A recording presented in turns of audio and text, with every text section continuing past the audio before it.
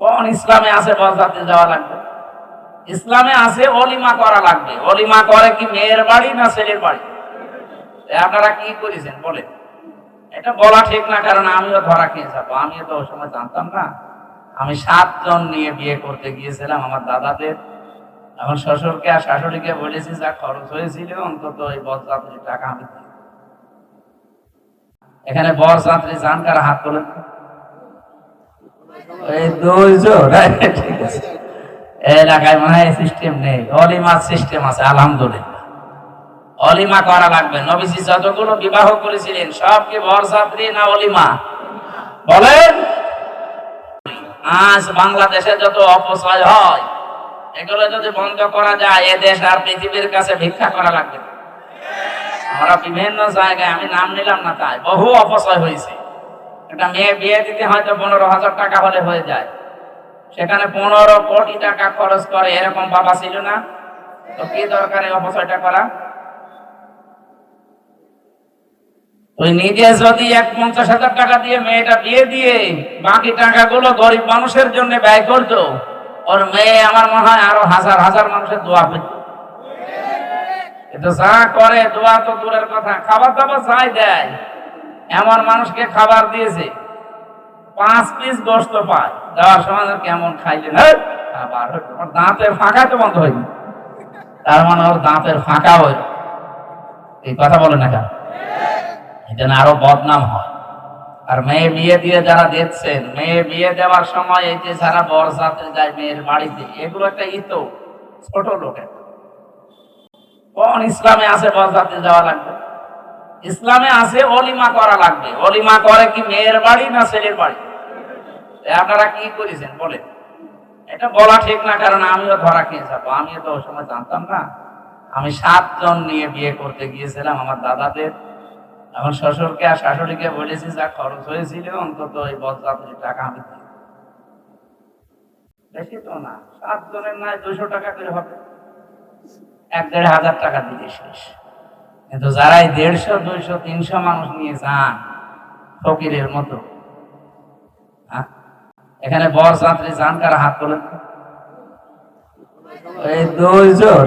ঠিক আছে, এলাকায় মনে হয় সিস্টেম নেই, অলিমার সিস্টেম আছে আলহামদুলিল্লাহ। অলিমা করা লাগবে। নবীজি যতগুলো বিবাহ করেছিলেন সব কি বরযাত্রী না অলিমা? বলেন। যেন আমরা যেন নবীজির সুন্নাতের বাইরে না যাই। এখন থেকে বিয়ে করতে হলে ছেলের বাবা যারা আছেন এত কষ্ট করে 18-20 বছর 22 বছর মেয়েটাকে শ্রম দিয়ে লেখাপড়া শিখিয়ে খাবার দাবার দিয়ে আপনার বাড়িতে দিচ্ছে, এই তো বড় কিছু। ওরা যদি মেয়ে দিয়া বন্ধ করে দেয় আপনার ছেলে কন্ট্রোল করতে পারবেন? সেটা জাহান্নামে যাবে ছেলে, আপনিও যাবেন ওর কারণে। এদেরও মেয়েটা যে দেখছে এই জন্য দয়া করে অন্তত তারে আরো ধন্যবাদ দেবেন। আরো 200-300 মানুষ নিয়ে তার বাড়িতে আপনি হাসির হন ছোট লোকের মতো, জিনিসপত্র চায়। আবার কি মানুষ না জানোয়ার? যাবেন মেয়ের বাড়ি থেকে একটা পানও খাওয়া জায়েজ নেই জোর করে, আর আপনি ভদ্রতার খাতিরে খান। কিসের ভদ্র? অভদ্র। আশা করছি এটা যেহেতু রেকর্ড হচ্ছে এটা যেন বন্ধ হয়। বাংলাদেশে অলিমা সিস্টেম চালু হবে, রসুলে কোন বরযাত্রী হবে না। ছেলের বাবারা রাজি আছেন না? জানি অনেক ছেলের বাবা মানবে না। আমি বারবার বলছি, কারণ কি আমার তো ছেলে নেই, আমার 3টা মেয়ে, এই কারণে বলছি। কারণ আমার তো বাঁচা লাগবে। আমি যাই হোক করে ফেলেছি, এখন তো আমি ধরা খেলে আর হবে? আমার বাঁচা লাগবে না? না, আমি হাদিস বললাম ভাই, সাবধান। আমরা ছোটখাটো বিষয় মনে করি এ আর কি, 200 মানুষ না খাওয়াইলো মেয়ের বাবা, আরে ভাই আর কি, মানে একটা ভাতও হারাম হবে আপনার। এই জন্য কেউ বরযাত্রীর দাওয়াত দিতে আসলে যাবেন না, বলবেন সাফ আমি ওর ভেতরে নেই। আপনি অলিমার দাওয়াত দেন, আমি দরকার আরো 3-4জন সাথে নিতে আসছি। অলিমা আবার বলেন তো হয় কি মেয়ের বাড়ি না ছেলের বাড়ি? এটা এলাকায় চালু করা যায় না সামনে থেকে? খালি সামনে না নিচে? এখান থেকে বের হয়ে গেলে আবার আমরা বরযাত্রী নাকি? আশা করছি আপনি মেনে নেবেন, তাহলে উপকার হবে। কারণ এই সুন্নতটা এখন মরে গেছে। এটা যদি চিন্তা করতে পারেন 100 গলা কাটা শহীদের সওয়াব কিয়ামতে নিয়ে উঠতে পারবেন। ছোটখাটো না, অনেক বড় বিষয় এটা। অনেক জুলুম থেকে মেয়ের বাবারা বেঁচে যাবে ইনশাআল্লাহ।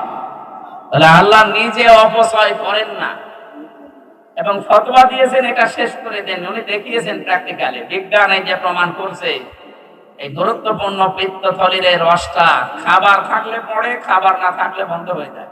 এই যে আমি এখন খাবার খেয়ে আসলাম, এই খাবারের নির্যাস দিয়ে দিয়ে যেটা আসল তৈরি হচ্ছে এটার নাম পিত্ত রস। যতক্ষণ আমার পেটে খাবার আছে এটা পড়তেই থাকবে। 1-1.5 ঘন্টা পরে যখন খাবার শেষ হয়ে যাবে তখন ওটা অটোমেটিক বন্ধ হয়ে যাবে। আল্লাহ রাব্বুল আলামিন বলেন, আমি নিজে শুধু ফতোয়া দিয়েই শেষ করি না, আমি ওটা দেখাই। এই যে তোর শরীরের ভেতরে তাকিয়ে দেখ, আমি এটা কিন্তু বানিয়ে দিয়েছি। বিজ্ঞান আজ এটা দেখার পরে অনেক অমুসলিম বিজ্ঞানী মুসলমান হয়ে গেছে। আজকের এই মাহফিল অন্তত যারা সাজিয়েছেন 2-1টা অপচয় রোধ হয়েছে। রাতের বেলা দিলে অনেক লাইটিং করা লাগতো, চারিদিকে ঘিরে দেওয়া লাগতো। এই সমস্ত বিষয় থেকে আমার মনে হয় দিনের বেলায় আসর থেকে মাগরিবে 1-1.5 ঘন্টা এই সময়টা চালু করা দরকার। আগামী থেকে আমার মাহফিলগুলো আমি এভাবে সাজাবো, হয় আসর থেকে মাগরিব পর্যন্ত দেবে, নাই মাগরিবের পর থেকে এশা পর্যন্ত দ্বিতীয় বক্তা, এশার পরে রাত 9টায় যেন মাহফিল শেষ হয়ে যায় সাইদি সাহেবের মতো। সারা বাংলাদেশে এটা চালু করব, আমি আশা করছি পারবো। কারণ আমার মাহফিলে যে চাপ, যা বলবো তাই করবো। এক বছরে মাহফিল আছে প্রায় 3-4 হাজার, সেখানে 1-150 মাহফিল। যারা শুনবে নেব, না শুনবে এটা পারবে। আশা করছি আমি সামনে থেকে এই সুন্নতটা চালু করতে পারবো। কারণ রাত 9:30-10টার পরে মানুষের এই মেধায় ঘুমের একটা চাপ আল্লাহ দেয়। ওই সময় না ঘুমালে পরবর্তীতে কয়েকটা রোগ হয়। তার 1 নম্বরে ডায়াবেটিস। এটা আমার শরীরে এখন প্রায় 19 ডায়াবেটিস। এগুলো হয়েছে আমার জেলখানায় যাওয়ার পর, এর আগে ছিল না। জেলে যাওয়ার পরে তো ঘুম আসতো না, 24 ঘন্টা একটা কন্ডেম সেলের ভেতরে রেখে দিয়েছিল, তালাবদ্ধ, যোগাযোগ বিচ্ছিন্ন। এই টেনশনে ঘুম আসতো না। এই কারণে এই রোগটা আমার শরীরে বেঁধে গেছে। যদিও ডায়াবেটিস আমার মনে হয় 100% ভালো হবে না, কারণ এখনো তো রাত জাগা পড়ছে। সেদিন পুরা শরীর দেখানোর পরে ডাক্তার আমাকে বারবার বলছে আপনি ঘুমান। বিশেষ করে রাত 10টার পরে আর জেগে থাকেন না, তাহলে কিন্তু আবার ওই রোগ বেড়ে যাবে। 10-12 দিন পড়েছিলাম হাসপাতালে, জানি না যে আমি বেঁচে আছি কিনা। এই সাইডটা পুরা একেবারে ড্যামেজ হয়ে গেছে। আল্লাহ আবার অন্তত ফিরিয়ে দিয়েছে। কিন্তু আপনারা যদি এখন আবার রাত 11টা-12টায় তোলে, বারবার বলার পরেও যদি এখন গরু দিয়ে চাষ করে, তাহলে গরু যদি বলি যায় তাহলে চাষ করবেন যেন গরুটাকে বাঁচিয়ে রাখা তো কিছু। তার মানে আমি গরু আসলে জানে, আমি আসলেও একটা গরু। আল্লাহ আমার গরু হিসাবেও যদি কে আমাকে মাফ করে দিত। এই মাহফিলের সম্মানিত সভাপতির দায়িত্বে আছেন বিশিষ্ট আলেমে দ্বীন আমার আরাফাতের ভাই আলহাজ মাওলানা আবু বকর সিদ্দিক সিহাদি দামাত বারকাতুহুল আলিয়া, সহ সভাপতি জনাব মাওলানা আবুল বাশার, মাওলানা আব্দুল লতিফ, প্রধান অতিথি আপনাদের এই জেলার কৃতি সন্তান সাবেক সফল শিক্ষামন্ত্রী গণপ্রজাতন্ত্রী বাংলাদেশ সরকার ডক্টর এম ওসমান ফারুক, আতালাল্লাহু উমরাহু ওয়া বারাকাল্লাহু ফি হায়াতি, বলেন আমিন।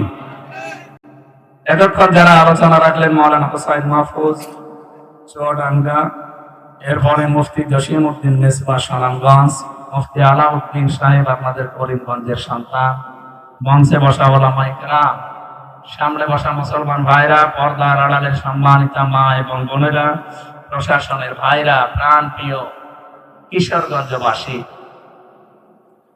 আল্লাহর দরবারে শুকরিয়া জানাচ্ছি যিনি আমাদেরকে কোরআনের মহব্বতে দিনের বেলায় হাজারো কাজ বাদ দিয়ে আসার এবং বসার তৌফিক দিয়েছেন, বলেন আলহামদুলিল্লাহ।